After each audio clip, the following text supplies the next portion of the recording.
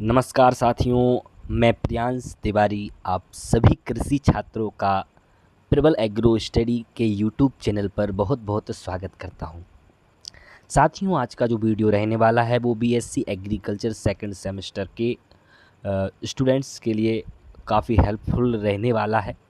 इसमें मैंने प्रारंभिक मृदा एवं जल संरक्षण यांत्रिकी यानी introductory soil and water conservation engineering के एमसीक्यूज़ क्वेश्चंस रखे हैं। ठीक है, इसके मैंने एमसीक्यूज़ रखे हैं साथियों, तो जो कि आपकी परीक्षा की दृष्टि से काफ़ी महत्वपूर्ण होने वाले हैं। मैंने जितने भी इसमें प्रश्न रखे हैं, कुछ मैंने कंसेप्ट्स भी रखे हैं। जो कुछ मटेरियल मैंने इस वीडियो में रखा है, ठीक है, वो आपके सिलेबस के अकॉर्डिंग ही रखा है। आपके एग्ज़ाम में जो जिस सिलेबस के अकॉर्डिंग आपका एग्ज़ाम बनाया जाएगा उसके अकॉर्डिंग ही मैंने इसको बनाया है। तो वीडियो को आपको मिस नहीं करना है, पूरा वीडियो आपको देखना है। साथियों, वीडियो को शुरू करते हैं। वीडियो को शुरू करने से पहले आप चैनल को सब्सक्राइब कर लीजिए, मेरी आपसे रिक्वेस्ट है। आपको समय से अपडेट्स मिलती रहेगी जिससे। अब हम पहला ये जानते हैं कि सॉइल शब्द किस भाषा से लिया गया है। ठीक है, तो ये भी जानना काफ़ी हमारे लिए इम्पोर्टेंट है क्योंकि हम सॉइल साइंस पढ़ रहे हैं। जो सॉइल है शब्द किस भाषा से लिया गया है, तो ये लैटिन भाषा के सोलम शब्द से लिया गया है। ठीक है साथियों, सोलम शब्द से लिया गया है। तो साथियों, आपसे ये भी पूछा जा सकता है कि जो लैटिन भाषा का सोलम शब्द है इसका मतलब क्या होता है। तो इसका मतलब होता है फ्लोर। क्या होता है साथियों? फ्लोर। फ्लोर मतलब क्या होता है साथियों? फर्श। हिंदी में बोल सकते हैं हम इसको फर्श। ठीक है, तो देखिए मिट्टी नीचे ही होती है, एक प्रकार का मतलब मिट्टी का फर्श बिछा है ऐसा मान सकते हैं। ठीक है, तो इसका मतलब यही आपको याद रखना है कि सोलम का मतलब होता है फर्श या फ्लोर बोलते हैं इंग्लिश में, इससे भी आपको याद रखना है। अब हम कुछ इसके टर्म देखेंगे। जैसे देखिए साथियों, मैं आपको एमसीक्यूज़ भी करवाऊंगा, आपको बहुविकल्पीय प्रश्न भी आपके आएंगे। बस एक दो ये कंसेप्ट देख लेते हैं। पेडोलॉजी के बारे में जान लेते हैं साथियों। आपको वीडियो को बिल्कुल भी मिस नहीं करना है साथियों, बहुत महत्वपूर्ण आपके लिए होने वाला है वीडियो, और दोस्तों के साथ शेयर भी कर देना है आपको। तो साथियों, हमें देखना है इसमें कि पेडोलॉजी क्या होता है। तो साथियों, समझने का प्रयास कीजिएगा कि जो पेडोलॉजी होता है इसमें हम मृदा की उत्पत्ति, ठीक है, उत्पत्ति मीन्स ओरिजिन, उसकी उत्पत्ति कैसे हुई, मृदा आकार की, मृदा की उत्पत्ति, उसकी आकार की तथा मृदा वर्गीकरण का विचार किया जाता है। तो आपको इसमें केवल इतना ही ध्यान रखना है कि पेडोलॉजी में हम उसकी उत्पत्ति का अध्ययन करते हैं। ठीक है, दो टर्म होते हैं, एक पेडोलॉजी, एक एडाफोलॉजी। ठीक है, जो एडाफोलॉजी है हम उस पर पहुंचते हैं। अब पेडोलॉजी आपको समझ में आ गया कि जिसमें हम सॉइल की ओरिजिन यानी उसकी उत्पत्ति का अध्ययन करते हैं कि उसकी उत्पत्ति कैसे हुई है सॉइल की, मिट्टी की, उसकी हम इसमें बात करते हैं। अब आते हैं हम एडाफोलॉजी के ऊपर। साथियों, जो एडाफोलॉजी होता है वो क्या होता है ये आपको समझने का प्रयास कीजिएगा साथियों। जो एडाफोलॉजी, मैंने कुछ शब्द ही लिखे हैं, आपको समझ में आ जाएगा, आसान शब्दों में लिखा है मैंने। एडाफोलॉजी मृदा विज्ञान की एक शाखा है जो जीवों विशेषकर पौधों पर मिट्टी के प्रभावों का अध्ययन करती है। ठीक है, तो आपको सिर्फ इसमें क्या याद रखना है, इसका मैं आपको की पॉइंट बता देता हूँ। इसका जो आपको पॉइंट याद रखना है कि इसमें हम जो है पौधे के हिसाब से देखते हैं, मृदा को पढ़ते हैं पौधे के हिसाब से। ठीक है, कि उसमें पोषक तत्व कितने हैं, क्या है, तो पौधे के स्टैंड पॉइंट ऑफ व्यू देखते हैं पौधे के हिसाब से एडाफोलॉजी में। ठीक है, पेडालॉजी आपको ओरिजिन के हिसाब से। अब हमारे आ गए हैं एमसीक्यूज़ क्वेश्चन। साथियों, एमसीक्यूज़ पर मूव करते हैं। ये आपके एमसीक्यूज़ क्वेश्चन आ गए हैं। साथियों, आपसे मैं पुनः एक बार फिर से निवेदन करता हूँ कि आप चैनल को सब्सक्राइब कर लीजिए, क्योंकि आपको जो है इसका जो पार्ट 2 आएगा, कई बार ऐसा होता है कि आपके एग्ज़ाम के एक दिन पहले ही मैं पार्ट 2 डालूँ, ठीक है, यूट्यूब पर, तो आपके पास नोटिफिकेशन पहुंच जाए तो आप सब्सक्राइब कर लीजिएगा। वीडियो को लाइक ज़रूर कर देना साथियों, क्योंकि ये बनाने में कंटेंट बहुत मेहनत लगती है साथियों। ठीक है, तो थोड़ा सा आप भी थोड़ा सा मुझे मेरी मदद कीजिएगा साथियों। तो प्रश्न ये है कि मृदा विज्ञान के पिता के रूप में किसे जाना जाता है, फादर ऑफ सॉइल साइंस कौन है? बहुत महत्वपूर्ण प्रश्न है साथियों, स्टार मार्क कर लीजिए आप। तो वीबी डाकुचेव या पीटर डिक्रीसेजी या जेथ्रो टोल या एंटन डिबेरी। ठीक है, तो साथियों मैं आपको बता देता हूं कि जो आपके मृदा विज्ञान यानी सॉइल साइंस के जो पिता हैं वो वीबी डाकुचेव को हम जानते हैं। ठीक है, और ऑप्शन दिए गए हैं। पीटर डिक्रीसेजी जो हैं ये आपके एग्रोनॉमी यानी सस्य विज्ञान के पिता हैं।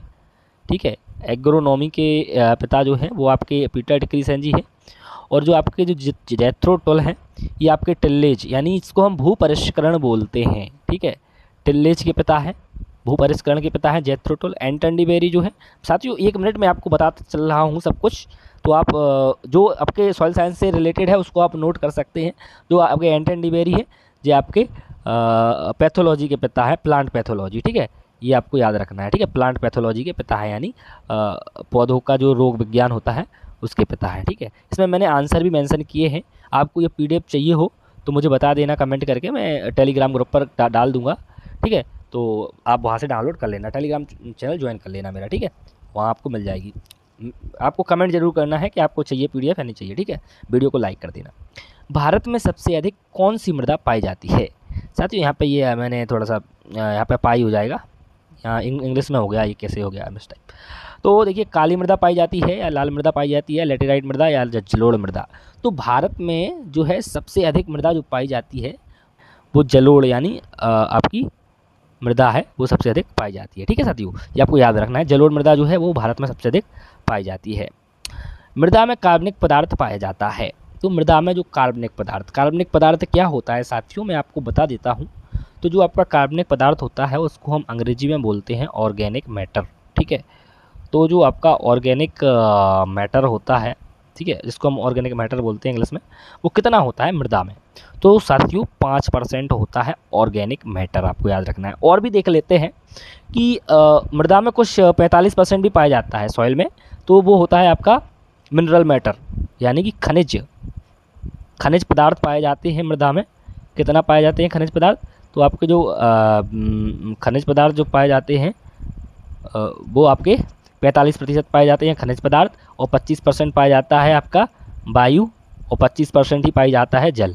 ये आपको याद रखना। आप देखिए अपने कॉपी पर नोट करते जाइए साथियों, ये इतने इंपॉर्टेंट मैं आपको एक्स्ट्रा भी बताते जा रहा हूँ, ये भी आपकी परीक्षा में आ सकते हैं, नो डाउट आपकी परीक्षा में आ सकते हैं।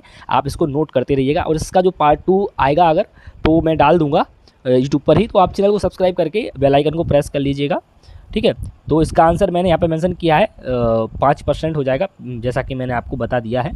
कार्बनिक पदार्थ यानी ऑर्गेनिक मैटर से परिपूर्ण मृदा कौन सी है, यानी सबसे ज़्यादा कार्बनिक पदार्थ कौन सी मृदा में पाया जाता है, ये भी आपसे पूछ सकता है। मृदा में 5% पाया जाता है वैसे, लेकिन सबसे ज़्यादा किस में पाया जाता है? सबसे ज़्यादा पाया जाता है साथियों काली मृदा में, ये आपको याद रखना है। ब्लैक सॉइल इसको हम बोलते हैं, ठीक है, इसको हम ब्लैक सॉइल बोलते हैं। और ये कपास यानी कॉटन के लिए बहुत अच्छी मानी जाती है, ठीक है। कॉटन की खेती यानी कपास की खेती के लिए हम अच्छी मानी जाती है काली मृदा, ठीक है। हम बढ़ते हैं साथियों अगले प्रश्न की तरफ। किस मृदा को बांगर के नाम से भी जाना जाता है? तो साथियों बहुत इंपॉर्टेंट प्रश्न है ये, आपका कई बार परीक्षाओं में पूछा जा चुका है, ये कॉम्पिटिटिव एग्जाम्स में भी पूछा जा चुका प्रश्न है। तो साथियों जो है आपका किस मृदा को बांगर के नाम से जाना जाता है, ठीक है। तो बांगर के नाम से जो मृदा को हम जानते हैं वो नई जलोढ़ मृदा है, या पुरानी जलोढ़ मृदा है, या काली मृदा है, या दलदली मृदा है। तो साथियों इसका जो सही आंसर हो जाएगा वो हो जाएगा पुरानी जलोढ़ मृदा को हम बांगर के नाम से जानते हैं।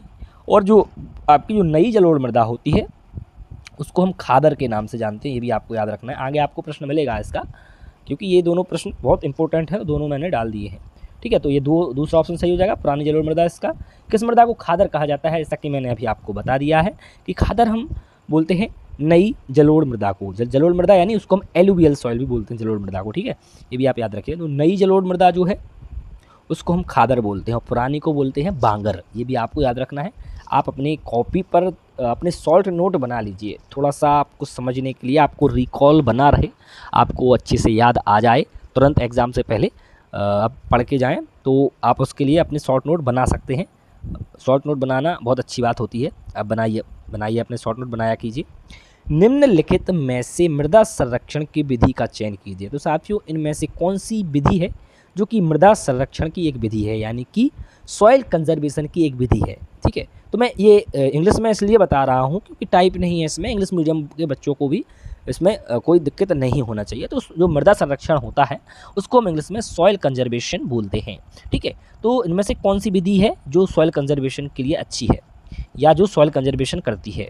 तो पहला ऑप्शन हो जाएगा मल्चिंग, या दूसरा ऑप्शन होगा फसल चक्र, या तीसरा ऑप्शन हो जाएगा भूपरिष्करण या उपरोक्त सभी। तो साथियों इसका जो सही उत्तर हो जाएगा वो हो जाएगा उपरोक्त सभी, क्योंकि जो मृदा का संरक्षण होता है वो मल्चिंग से भी होता है। मल्चिंग क्या होता है मैं आपको शॉर्ट में बता देता हूँ, जिससे कि आपको मतलब कंफर्म होना चाहिए हर एक चीज़, ठीक है। मेरा उद्देश्य एक ही है कि आपको समझ में आना चाहिए, कुछ भी हो। मैं मतलब एक ही वीडियो थोड़ा सा बड़ा हो जाएगा, आप देख लीजिए, आपको समझ आना चाहिए। मल्चिंग क्या होता है, मल्चिंग में हम क्या करते हैं, घास वगैरह से मिट्टी को ढक देते हैं। घास हो, चारा हो, कुछ भी ऐसा पदार्थ जिससे कि मिट्टी ढक जाए, जिससे कि उसमें जो नमी उपस्थित है वो कि उसका नुकसान ना हो, उसकी हानि ना हो। किससे? सूर्य के प्रकाश के द्वारा उसका क्या होता है, उसका एवेपोरेशन हो जाता है, ठीक है। एवेपोरेशन बोले तो वो वहाँ से मिट्टी उड़ जाती है, ठीक है, उससे धूप के कांटेक्ट में आने से, ठीक है। वो फसल चक्र तो आप जानते ही हैं, फसल को अदल बदल कर बोना ही फसल चक्र होता है, ठीक है। फसल चक्र भी हमारे मृदा संरक्षण में लाभदायक होता है। भूपरिष्करण आप जानते हैं, टिल्लेज, ठीक है। तो ये भी आपका एक फैक्टर होता है भूपरिष्करण। यदि हम ज़्यादा भूपरिष्करण करेंगे तो मृदा को अधिक हानि होती है। भूपरिष्करण टिल्लेज, इसलिए कई जगह जीरो टिल्लेज भी अपनाई जाती है, ठीक है। तो ये भी टर्म आपको याद रखना है, जीरो टिल्लेज, ठीक है। तो जीरो टिल्लेज क्या होता है, जिसमें हम जो है जुताई उताई कम करते हैं। आसान शब्दों में आपको समझाता हूँ, उसको जीरो टिल्लेज बोलते हैं, ठीक है। भूपरिष्करण, जैसे इसका उत्तर चौथा सही हो जाएगा। यहाँ पे मैंने कुछ इमेज भी आपके लिए ये जोड़ी है, तो इसको आप स्क्रीनशॉट इसका ले लीजिए। देखिए इसमें लिखा है जल अपर्दन को रोकने की विधियाँ हैं ये सब, ठीक है। तो देखिए ये सब यहाँ पर जो दिया है, आप इसका स्क्रीनशॉट ले सकते हैं। और साथियों यदि आप चाहते हैं कि मैं आपको इसके अलावा और भी ज़्यादा आपको स्टडी मटेरियल दूं, अभी और क्वेश्चन हैं साथियों, अभी वीडियो एंड नहीं हुआ है, आपको 1 मिनट इन्फॉर्मेशन देना चाहता हूं। यदि आप चाहते हैं स्टडी मटेरियल तो आप मुझे इंस्टाग्राम पे फॉलो कर सकते हैं, मैं आपको डिस्क्रिप्शन बॉक्स में एक लिंक दे दूँगा, ठीक है साथियों। तो आप वहाँ से जाके मुझे फॉलो कर लेना, मुझे वहाँ पर मैसेज आप कर देना। प्रियांश तिवारी के नाम से मेरी ID बनी है, ठीक है, प्रियांश तिवारी के नाम से बनी है। और मैं आपको पहली बात तो लिंक दे दूँगा, सर्च करके आप नहीं ढूंढ पाएंगे इंस्टाग्राम पर, ठीक है। और साथियों हमसे जुड़े रहने के लिए हमारे चैनल को सब्सक्राइब जरूर कर लीजिएगा साथियों, हैं, क्योंकि साथियों क्या होता है कि आप अभी ये वीडियो देख रहे हैं, फिर आप इस वीडियो को काट देंगे, हटा देंगे, फिर ये चैनल आपको मिलेगा नहीं मिलेगा। देखिए हमारा जो है लक्ष्य, एक ही लक्ष्य है हमारा, एक ही टारगेट है कि आपको समझ में आना चाहिए, आपके एग्ज़ाम ओरिएंटेड आपको मटेरियल मिलना चाहिए, कंटेंट मिलना चाहिए, ठीक है। तो आपको भी हमारा सहयोग करना पड़ेगा साथियों। चैनल को सब्सक्राइब कीजिए, दोस्तों के साथ शेयर कीजिए अधिक से अधिक संख्या में। साथियों आपका जो नेक्स्ट क्वेश्चन है, निम्नलिखित में से मृदा क्षरण को रोकने वाले कारक का चयन कीजिए। तो साथियों मृदा क्षरण को रोकने वाले कारक कौन से हैं?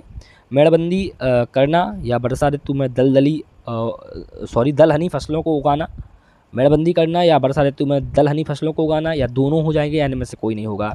तो साथियों मृदा क्षरण को रोकने के लिए देखिए मेड़बंदी करना भी सही है और वर्षा ऋतु में दलहनी फसलें उगाना भी सही है। तो इसका जो सही आंसर हो जाएगा वो तीसरा सही हो जाएगा, दोनों सही हो जाएगा। कैसे हो जाएगा, आपको 10 सेकंड चाहूँगा इस क्वेश्चन पे, कि मेड़बंदी कर देंगे तो जल के बहाव द्वारा जो है मृदा जो है वो किनारों तक ही पहुंच पाएगी, जहां से मेड़बंदी है उससे बाहर नहीं पहुंच पाएगी, तो जल क्षरण उसका कम होगा। मृदा का जो क्षरण होगा वो बहुत कम होगा। जल के द्वारा मृदा का क्षरण कम होगा, ठीक है। क्या हो जाएगा, कम क्षरण होगा, ठीक है, क्षरण क्या होगा, कम होगा, ठीक है। वर्षा ऋतु में दलहनी फसलें उगाने से क्या होता है कि वो कवर क्रॉप्स की तरह काम करती हैं, जिससे कि जो वर्षा का जल आता है वो डायरेक्ट मृदा के कांटेक्ट में नहीं आ पाता है, जिससे कि मृदा क्षरण कम होता है। तो ये इसका तीसरा ऑप्शन सही हो जाएगा, दोनों ही चीज़ें ये हैं, ये मृदा क्षरण को रोकती हैं, ठीक है।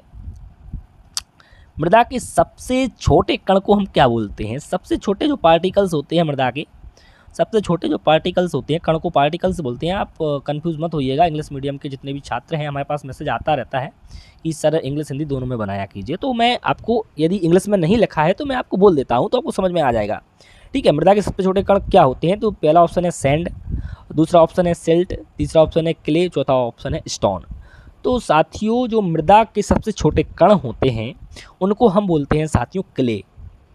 क्ले बोले तो इसको इंग्लिश में क्ले ही बोलते हैं, और हिंदी में इसको क्या बोलते हैं, इसको मृत्तिका बोलते हैं शायद, ठीक है। तो इसको क्ले बोलते हैं। ये सबसे छोटा पार्टिकल होता है, ये मतलब केक जैसा होता है। काली मिट्टी में सबसे अधिक जो चिकनी मिट्टी होती है उसमें सबसे अधिक मात्रा में क्ले पाया जाता है। ये भी आपको याद रखना है साथियों। आप इन पॉइंट्स को नोट जरूर करते जाइए साथियों, ठीक है। और आगे बात करते हैं, ठीक है साथियों। यहाँ पे मैंने कुछ ये पॉइंट्स लिखे हैं। देखिए क्ले पार्टिकल का साइज़ कितना होता है, यानी इनका आकार कितना होता है, ठीक है। क्ले पार्टिकल का आकार कितना होता है, तो लेस देन यानी कम होता है 0.002 mm से कम होता है। ये सबसे छोटे होते हैं पार्टिकल, जो कि प्रश्न में पूछा गया था। क्ले पार्टिकल 0.002 mm से कम होता है इसका, ठीक है। ये लेस देन का चिन्ह लगा है आपके पास। सिल्ट का क्या होता है, 0.2 से 0.02 mm होता है। इसको आप चाहें तो लिख सकते हैं, ना भी लिखें तो कोई दिक्कत नहीं है। आपके पूछेगा तो अकेला क्ले पूछ सकता है, सिल्ट भी पूछ सकता है, लेकिन क्ले इंपॉर्टेंट है आपके लिए, ठीक है। मृदा उर्वरता का ह्रास होता है। साथियों सारे प्रश्न इम्पोर्टेंट हैं, कोई भी प्रश्न मैंने आपके लिए अनइम्पोर्टेंट नहीं रखा है। और साथियों मैं आपको एक और सूचना देना चाहता हूं। पहले तो आप इस पर स्टार मार्क कर लीजिए, ये क्वेश्चन बहुत इंपॉर्टेंट है। अब सुनिए जो मैं आपको बताने जा रहा हूँ सूचना। मैंने एक वीडियो डाला है यूट्यूब पर, जिसका कि लिंक मैं आपको कमेंट बॉक्स में या फिर आपके डिस्क्रिप्शन बॉक्स में दे दूँगा। उसमें कि मैंने बताया है कि आपको सेमेस्टर एग्ज़ाम्स की तैयारी कैसे करनी चाहिए, ठीक है। उस वीडियो को आपको ज़रूर देखना है यदि आप चाहते हैं कि आपके अच्छे अंक आएँ, अच्छे नंबर से आप पास हों, अच्छा ग्रेड से पास हों, ठीक है।